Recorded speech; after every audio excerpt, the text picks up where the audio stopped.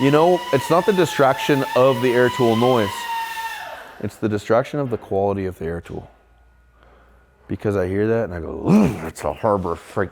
And I can hear it spinning all these crazy RPMs and it's not, the gears aren't right. And that was ADD. Let's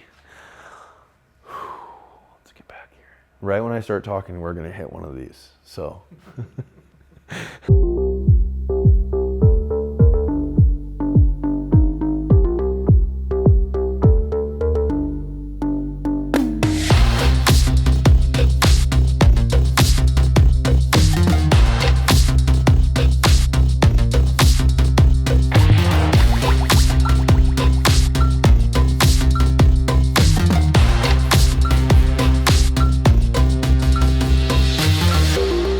Stay there.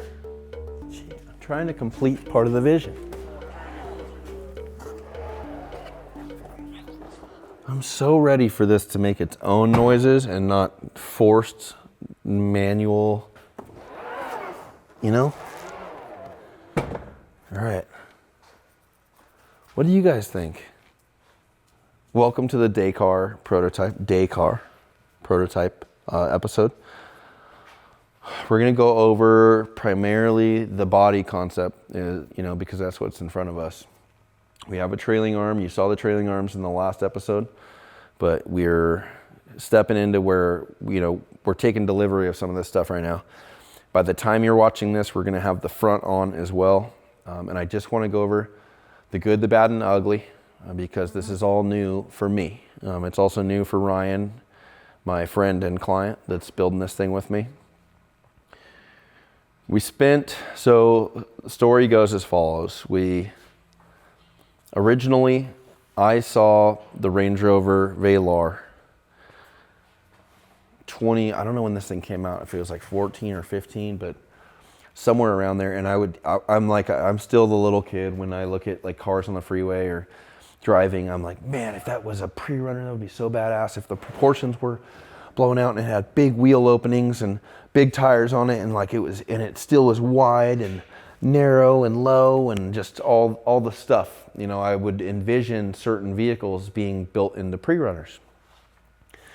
The Velar was one of those ones I always saw, and I'm like, dude, because when my first pre-runner truck was a 92 or a 94 Ford Explorer, four-door Eddie Bauer.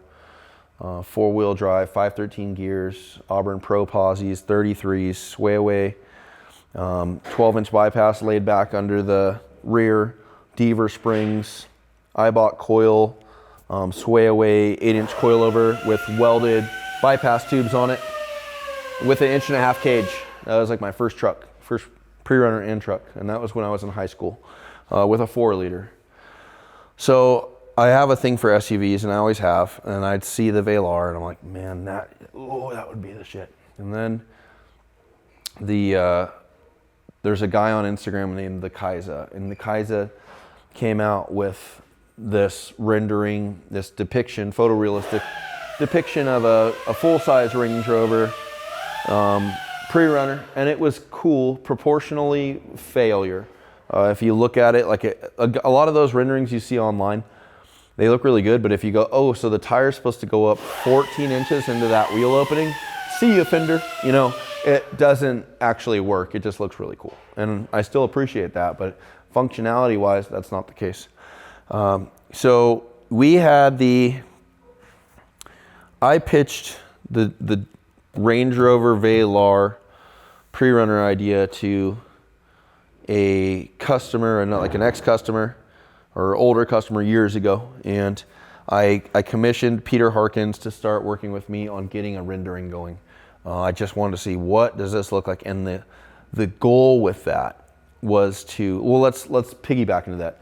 That didn't work out. That got as far as a rendering, and it was a part of my story. I learned some lessons.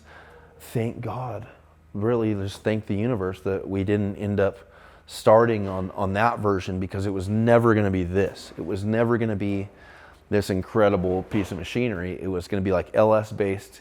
I think originally, weren't we going to put it on an Explorer? That was the move. The first move was body swap. Yeah, we were going to body swap a Ford Explorer.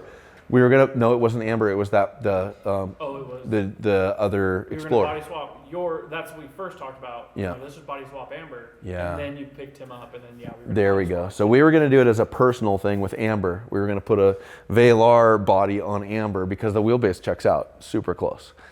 And it was going to be beamed and just rough. Pitched it to this other guy. That thing didn't go anywhere. And like I said, that's the best version because then Ryan and I are building this all-wheel drive car. You know, it's not the distraction of the air tool noise. It's the distraction of the quality of the air tool. Because I hear that and I go, it's a Harbor Freight. And I can hear it spinning all these crazy RPMs and it's not, the gears aren't right. And that was ADD. Let's get back here. Right when I start talking, we're going to hit one of these. So this was the child of, I saw the renderings, I knew there was something there, and I go, you know what, I'm gonna put that one away. And at some point, if there's an opportunity, besides myself doing it personally, an opportunity for us to build this for a client, then it is what it is. I know that's gonna be awesome. And so I set it aside, and then Ryan, we're building an all-wheel drive car for Ryan, this big one. And he bought this sand truck, and he's like, hey, I wanna put a steel cab on this thing. Like, what do you think? And I was like, I have an idea. And I was like, what do you think about this? And I held up the rendering to him, or I showed him on my phone or something. He's like, we're doing that. We got to do that. And then, through the build process, if you guys watch this, it's force multiplied because I think it's just been coming out to a level where we're like, dude, we're already like doing it like this. And thank you for Ryan. Thank you, Ryan, for letting us go and also sharing ideas and concepts that are valuable that we use. Going back to talking about Peter Harkins and originally commissioning him for these renderings to help with the model, my insight to him was, I want to have this thing look like Range Rover.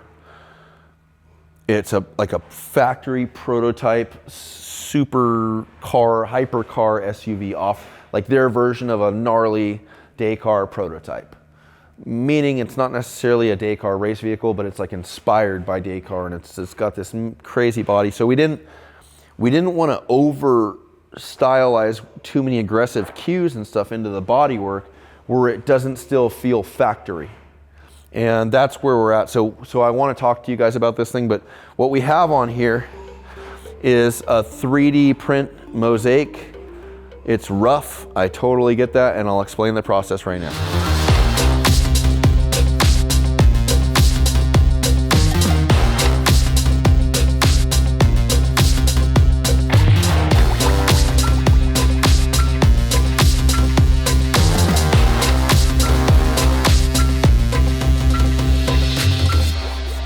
I want to get lights like we have over by the wagon where I can run the lower beam, and we'll do like the strips that are under the pallet racking we need to have here, because the lights are good but they fall off on the edges. And I think if we just blast, like my toolbox has a mock-up over there of the same concept, and I think that's going to help us with like the side lighting, because I don't like the old studio was premium because it was fluorescent, like bright lights, like an operating room, and I like that a lot more than studio lighting where it's kind of a drop light and there's shadows and stuff like that. We went through phases on this thing as far as ideas, how we're going to do this. I've probably spoken to 5 different manufacturers that do carbon body panels. We ended here, this was kind of Ryan's idea, is to work with Alumisthetic. They do a lot of drift cars.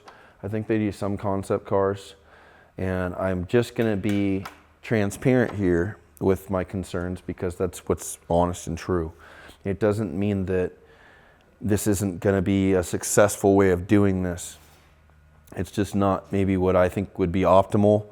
And I know it's out of my wheelhouse. So I just want to take you guys through some of the process here and my thoughts and my perspective and opinion on this. And then we're just going to be along for the journey. And we're going to, no matter what, we know what the vision is and we know what the end result needs to be. It's just, I would prefer over the years of, instead of doing stuff the long route or the most expensive route to do things that can be the most effective and least collateral damage. So I spoke with like 5 different manufacturers. The highest bid we got for this thing to do the body work was $250K. That is to do the body panels. That is modeling. That is CNC 5-axis foam for the plug, and then molds off of that.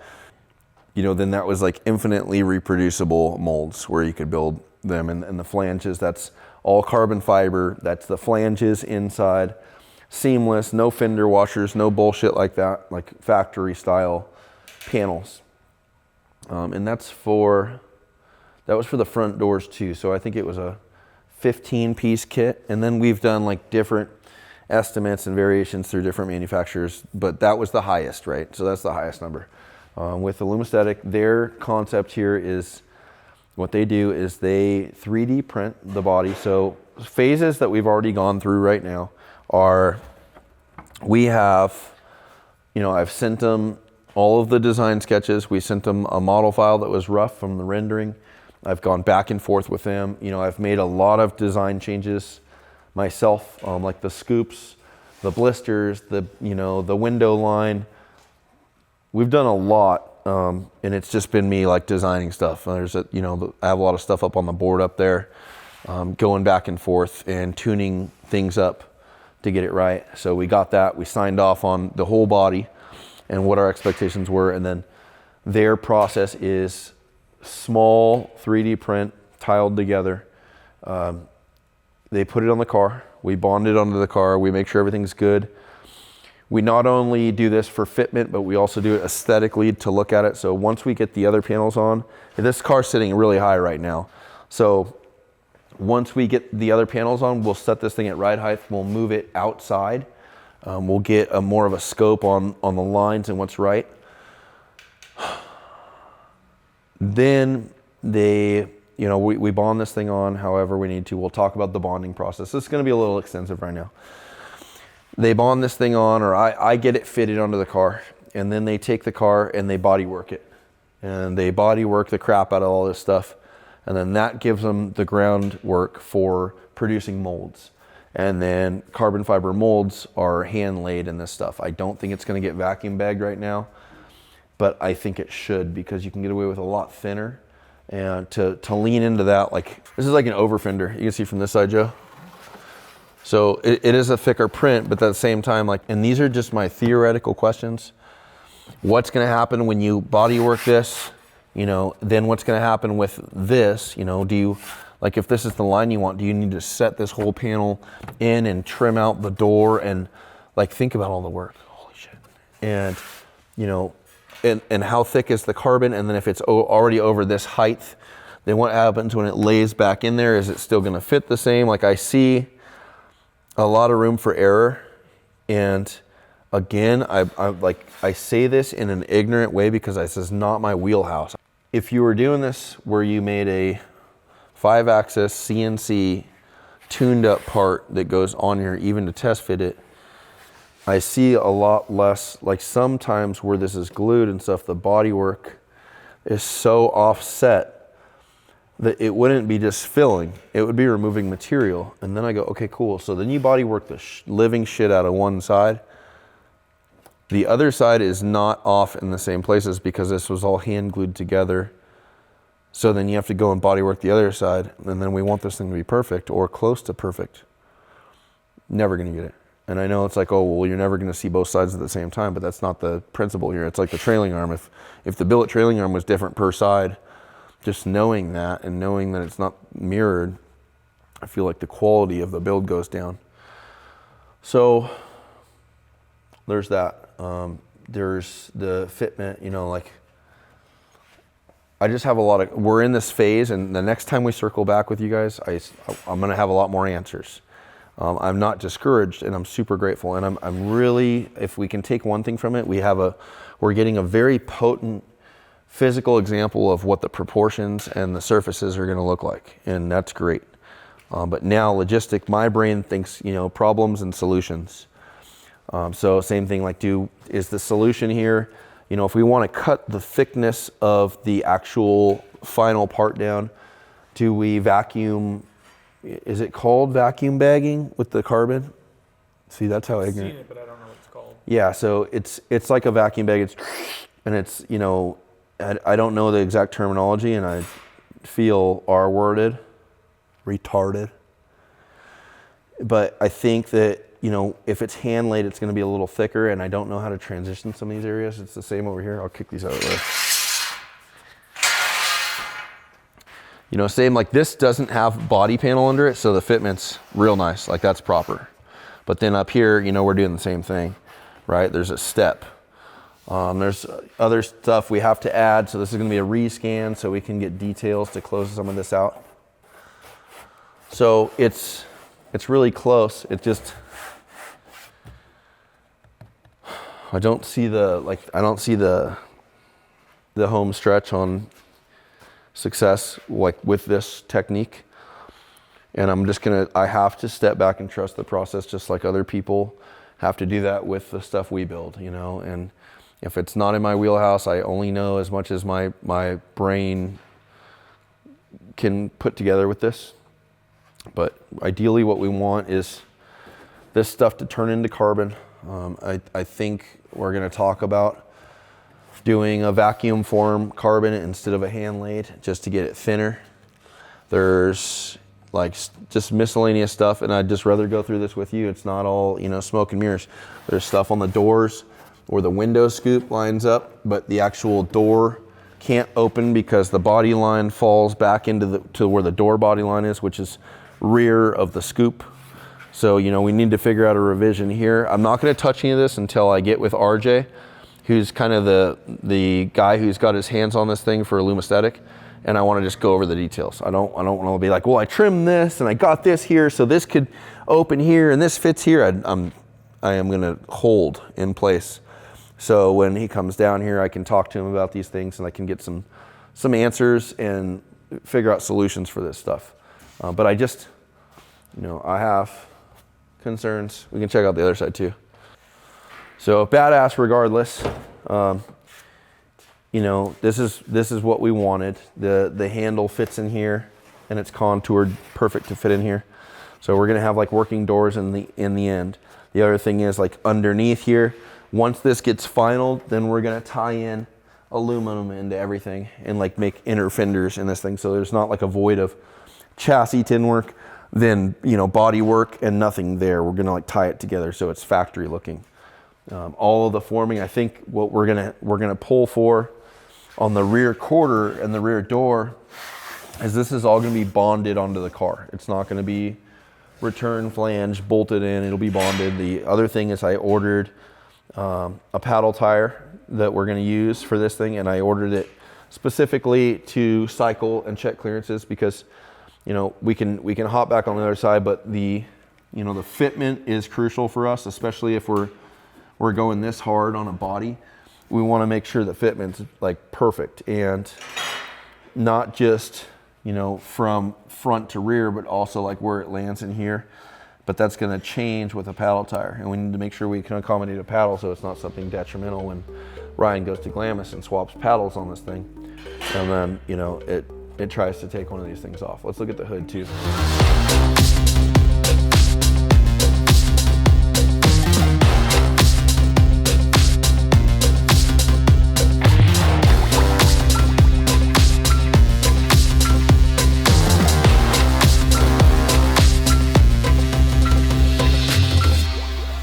So the hood's pretty good. Right now we're waiting on front valence, front upper valence, front lower valence, front fenders, and then additional portion onto the door. But this is like, you know, stuff to look at that I just, on my end, I didn't think about yet, or processes. You know, these blades, remember like a Audi R8, how right at the rear port, the B pillar, there's a blade that goes down in, and I think having an accent piece like this will be valuable, but we need to have like volume into this thing, right? Instead of it just being a flat piece of carbon or anything. It needs to have maybe like a aileron would have, where it's a teardrop shape, or it has a little bit of just a nudge of detail showing that there's dimension into this thing. But you can see like the scan got it really good with the cooler and where we want to land. The fuel fill over here, same deal. That comes in clutch right where it needs to, clears everything. So there's some good stuff here. The proof of concept is here. It's just rough to me. And so I want to avoid having to make brand new prints. And that's part of my fear, is that we have a couple things here where the print, you know, I might have to print them again, and it's taken months to print these things. So I'll see where we're gonna get, but it's beautiful to see, and I wanted to at least share the process. You know, I'm still extremely grateful, and I think, you know, we're on the right path here. It's funny because the car's been so special already, and like, I don't know if everybody's known it's getting a full body on it too. I got a little voice crack right there. That was nice. So, you know, it's a good proof of concept. Again, it's just, there's things to think about here. All said and done, this, like the void of door skin in here is going to go away. So same with like where you can see red through the opening, that'll all be peeled back, and it'll be a really beautiful thing because you'll be able to see the trailing arms through there. And then all this extra mass, if we get it, we're going to build out our storage areas in here. So this door, it'll pop like normal, it'll open, and then you'll have like, you know, big storage area inside the innard of the door where the window would go down. And it'll just be trimmed up exactly to fit all this stuff. So you can just see like there's body hanging out under here. So it's really about how we're gonna mesh this together. You know, where does it make sense? Where is it not having to completely reinvent how this stuff fastens to here? Like, you know, I feel like the hardest way to do this would be to cut all of the door skin off and sink like a return shelf into the door and sink it into the rear quarter, where the return shelf would go down to the material thickness. So then when you lay on your final fender, it's OEM fitment where it's supposed to, and it's lined up at the door, and it's lined up, you know, it also would have to go lower here so it clears the weather stripping, because that's the end goal. It wants to feel factory. And if we're gonna do something where it's like an over fender like this, then, you know, it has to be on the front doors too, or we find a solution. Like the other way, if you knew, the other thing is you're doing it all carbon fiber. So that's like a detail that you want to see through all the way. And it's like the way if I was bonding this myself and it wasn't a concern of the transition, I'd almost cut this back somewhere further here, and then I would just start blending right into the door, you know, where it made sense, where this transition could just keep going a little deeper and blend in. But again, that's not going to be highlighting and showcasing what this is with this carbon panel. So it's stuff to think about.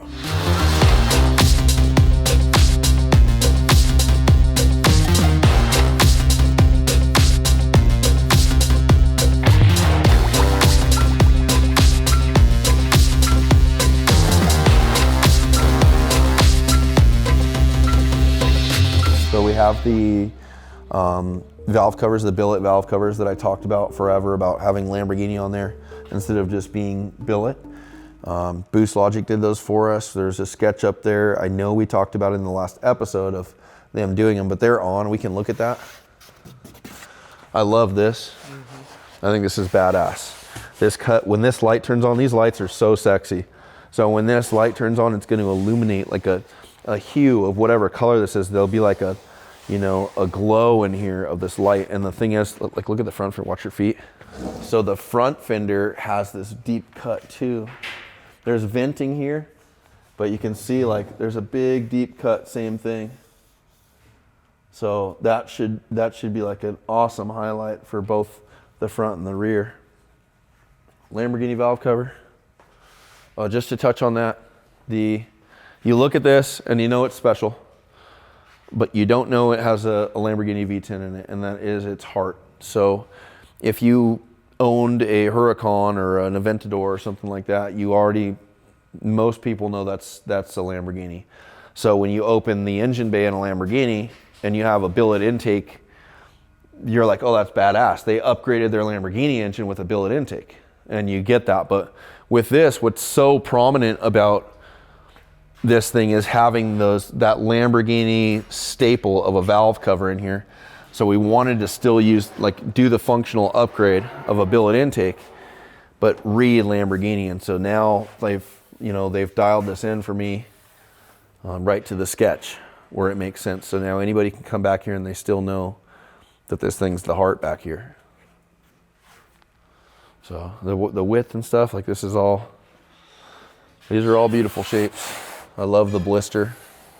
K&N is going to do all the filter setup, like for the intakes on the turbos. And I know I've talked about that before too, but they're coming next week. The engineering team or the R&D team for K&N filters they're going to come through and they're going to look at what we have here.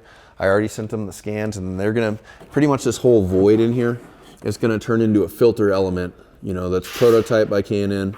And then, just like you have an intake on your truck or something that's like kind of a formed tube, it's not a perfect cylinder. That's going to be they're going to occupy all the space in there, and that formed tube is going to go right to our turbos, and they'll be mirrored on each side. So that's going to be an impressive detail to have in here, just like a nice big filter.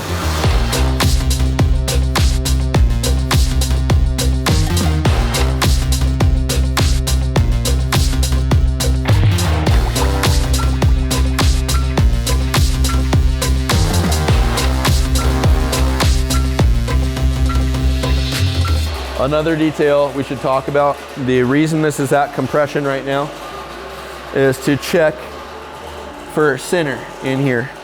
I have, at first I thought, oh man, there's something with our trailing arms where maybe the trailing arm, the length of the trailing arm from center to the pivot on the chassis was stretched. And then I started looking at it and I go, well, I wonder if that's just the toe and the alignment, where if you take the outer pivot here and you pull threads in, then it's going to affect the toe, but it's also going to bring the wheel closer. So the toe is way out, and I've got it right about where it was, on the old trailing arm setup, and then I have an old trailing arm on the other side at the same place just to make sure our measurements are 100%, and they are. So another concern, and just again, not wrong or right or good or bad, just something I'm thinking about, is I don't know when they did the design on this, what portion of the scan they used, because if they use the scan that's at compression, this thing swings in this arch, right? So if the tire's up here, the trailing arm is, the wheelbase is at its very shortest portion where it's pulling towards the front of the car at full compression. This thing's got gobs of up travel and not so much down or droop travel from ride height. So when this thing's here, the tire is pulled as forward as it's going to be, and then when it goes back to ride height, the wheelbase pushes out towards the rear again because it's on that ratio.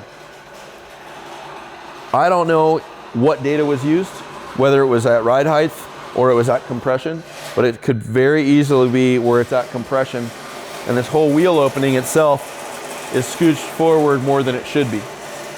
Now, I think that's something that would involve a reprint here, if that's the case, because even at ride height, it still has a little bit of discerning feeling where I think it needs to go scooch back.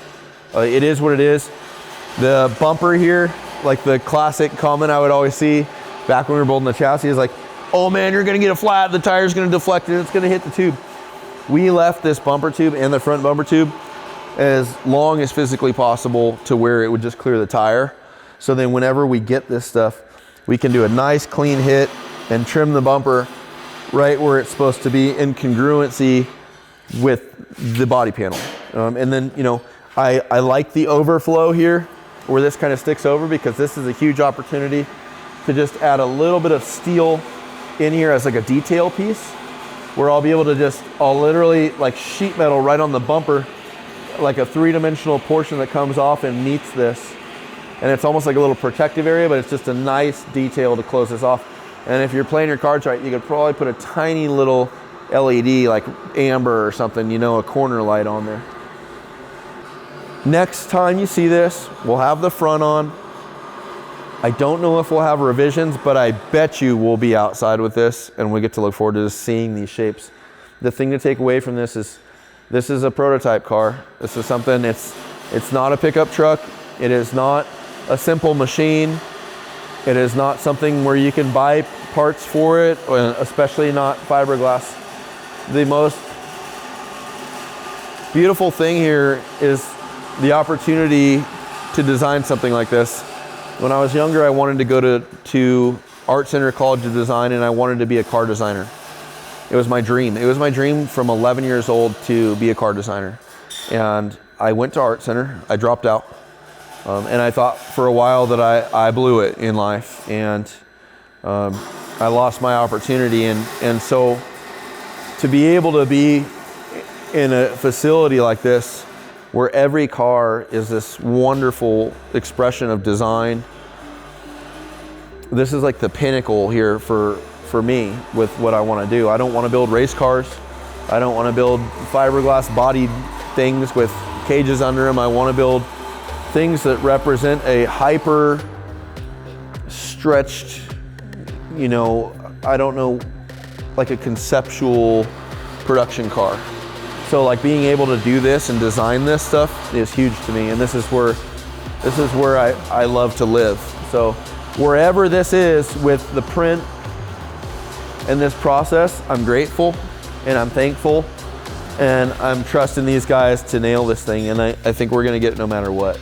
So this is the Range Rover Dakar prototype update. I hope you enjoy.